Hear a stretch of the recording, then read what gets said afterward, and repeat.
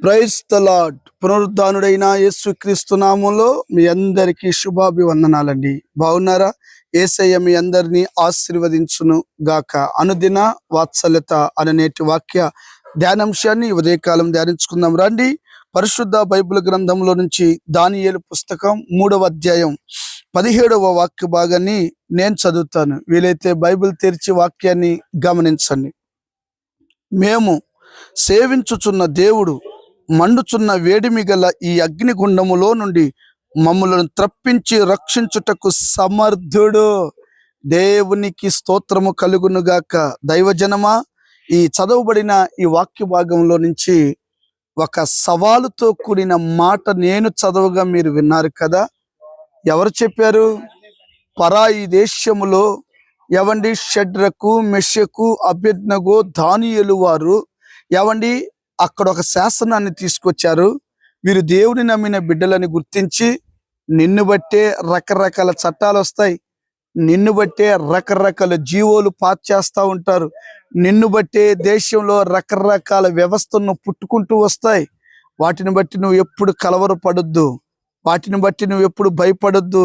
దైవజనమా, నువ్వు నిజమైన దేవుని బిడ్డవైతే నీ చుట్టూత చెలరేగుతున్న జీవోలు కానీ, పట్టాలు కానీ, చట్టాలు కానీ, చుట్టాలు కానీ, ఈ భూప్రపంచంలో భూపతులు కానీ, అధిపతులు కానీ ఎవరైనా సరే ఆయన ఎదుట శిరస్సు తల వంచాల్సిందే.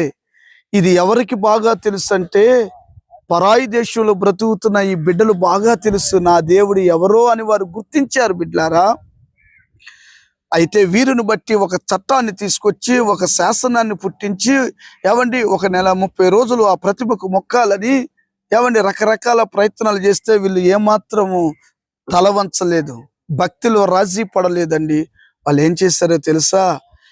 ఈ మండుచున్న అగ్నిగుండంలో వేస్తారు, అంతే కదా. మీరు ఒకవేళ వేసినా దానిలో నుండి దేవుడు మమ్ములను త్రప్పించుటకు సమర్థుడు.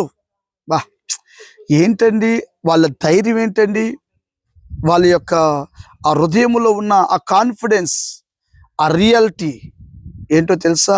దేవునిని బట్టే ఒక వ్యక్తి ధైర్యంగా మాట్లాడగలడు.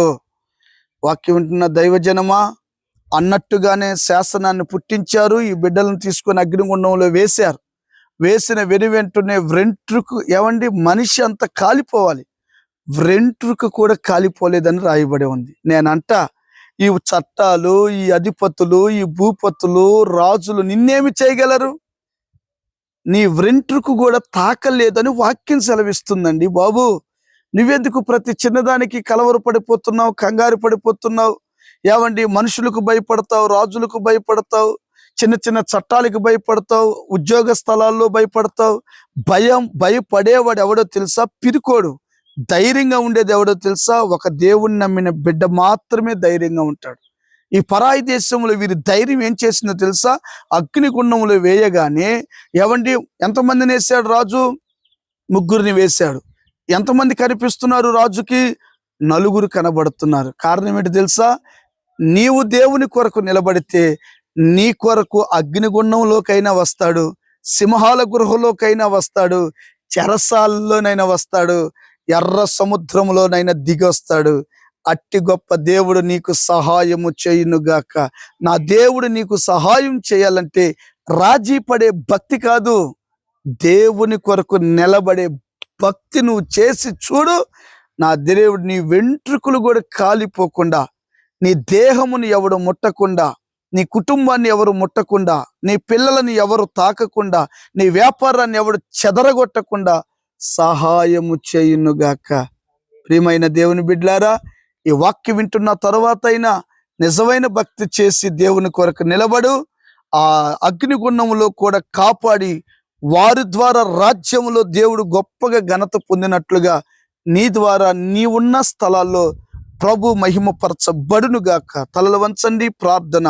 ప్రేమ కలిగిన మహాపరిశుద్ధుడు అయిన తండ్రి, ఈ వాక్యాన్ని ప్రతి బిడ్డ జీవితంలో నెరవేర్చి భక్తిలో నిజముగా చేసి నిలబడే కృప దయచేయండి. యేసు నామమున అడిగి పొంది నాము తండ్రి, amen. Thank you. God bless you. దేవుడు మీ అందరిని దీవించునుగాక. Amen, amen.